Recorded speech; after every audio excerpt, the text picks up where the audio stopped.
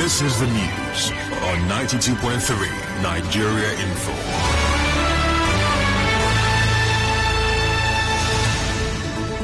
On the news this evening, APC schedules September 4 for the conduct of state congresses. River State records highest number of new COVID infections. Unilag resumes her exams weeks after COVID scare. And on the foreign scene, chaos as Europeans scramble to evacuate Kabul. In business, President Buhari approves Committee for Implementation of Petroleum Industry Act. I am Carl Orakwue with the news. The All Progressives Congress has scheduled September 4 for the conduct of its state congresses. The party's National Secretary, Senator John Akpanudo-Adair, announced this on Wednesday. He said the party will begin sale of forms on Tuesday.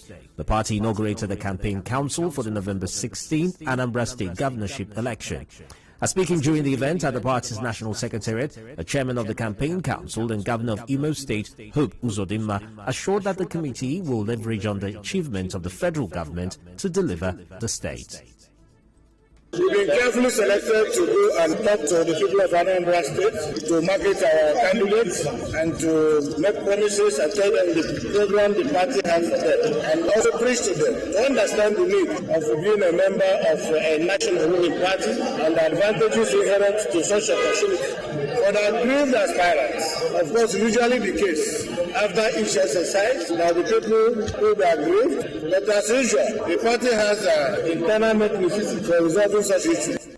Members of the committee include governors of Ebonyi, Kano, Kogi, Lagos, Ogun states, and Deputy President of the Senate, Senator Andy Uba, is the flag bearer for the APC.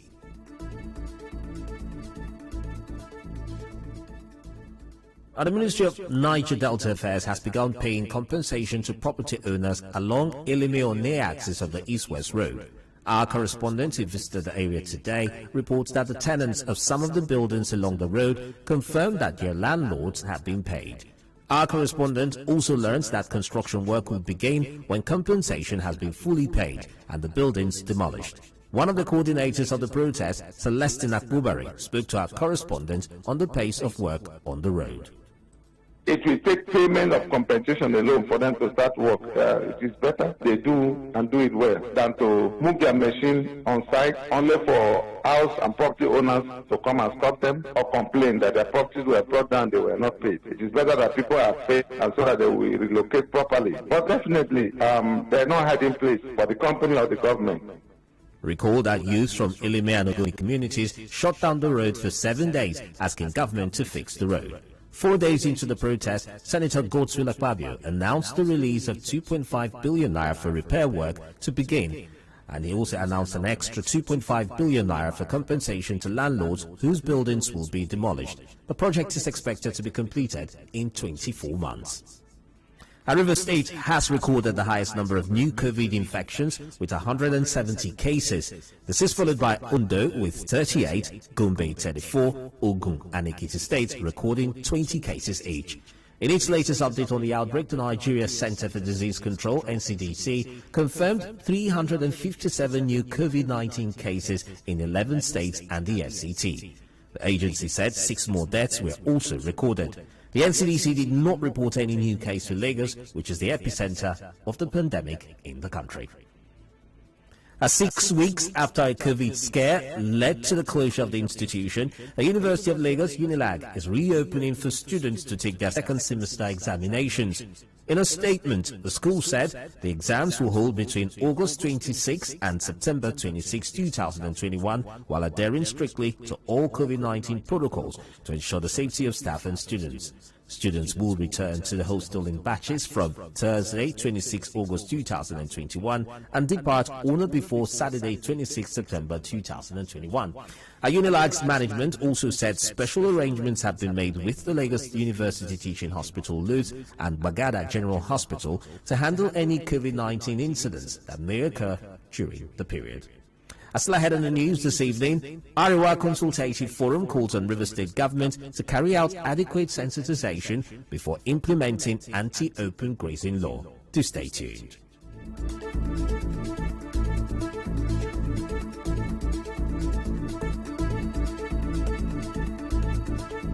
Democracy is the freedom of speech. Freedom of speech. Nigeria Info opens the mic.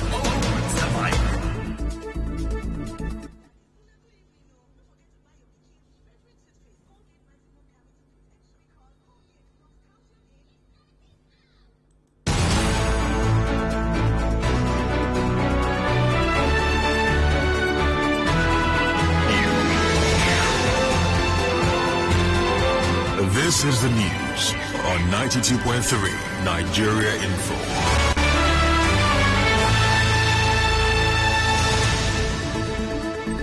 Welcome back. The Orakwue Consultative Forum ACF has called on the River State government to create adequate awareness and educate herders on the law prohibiting open rearing and grazing passed by the State House of Assembly yesterday. Chairman of the forum, Usman Ibrahim, told correspondent Martha Okere that they are not against the bill because they support any process that will bring peace between herders and farmers in the state. He said sensitization should be done before the law is implemented. We have advised the government of the River State and the people responsible for the committee of the prohibition of open grazing and the rearing of cattle in River State. First of all, there must be an awareness. After awareness, there must be an education, that is educating the herders. Why we say so? You cannot bring something to be into law just one day, whereby you can stop everything in respect of the prohibition. We are not disagreeing with the bill, but what we have said, rather let justice be prevail in the River State. That is our concern. I do recall that the River State House of Assembly passed the River State Prohibition of Open Rearing and Grazing Bill into law. In the bill, herders are barred from bearing firearms. In business, President Muhammadu Buhari has approved a committee to immediately start the implementation of the Petroleum Industry Act.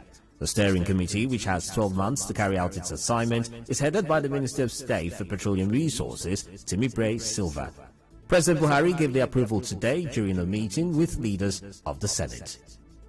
The Petroleum Industry Act 2021 creates a regulatory environment that will ensure efficiency and accountability across the oil and gas value chain and reposition NNPC to a commercially driven national petroleum company that is accountable to the Federation. To consolidate the commitment of this administration to delivering the very position of this law, I have approved an implementation framework commencing immediately to ensure the industry embassy in the new law begins to take shape. The President also chaired the Federal Executive Council meeting today. In entertainment, the trial of the Grammy-winning U.S. singer Robert Sylvester Kelly, better known as R. Kelly, is set to begin at a U.S. federal court in New York on Wednesday. The R&B star is accused of racketeering, sexual abuse and bribery, charges, of course, which he has denied.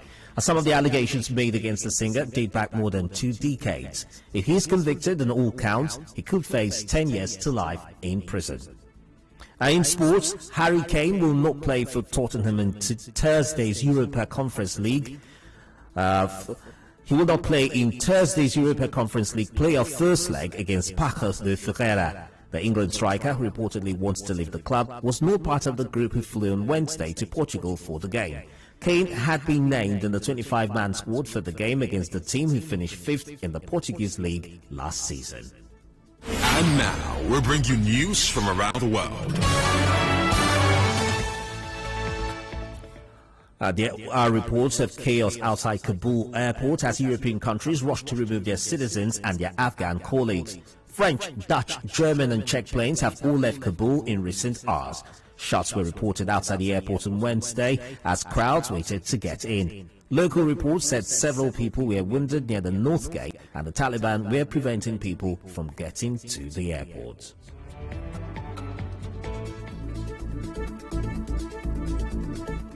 And that just about does it here on the news this evening. But before we go, here's a quick look at the major stories. Earlier on, you heard APC has scheduled September 4 for the conduct of state congresses.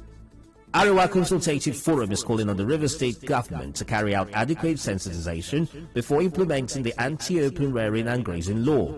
We heard the River State government has recorded the highest number of new COVID infections. We told you Unilag is resuming for exams weeks after COVID scare led to the closure of the institution. From the foreign scene, you heard chaos has been reported in Kabul airport as Europeans scramble to evacuate citizens and Afghan workers.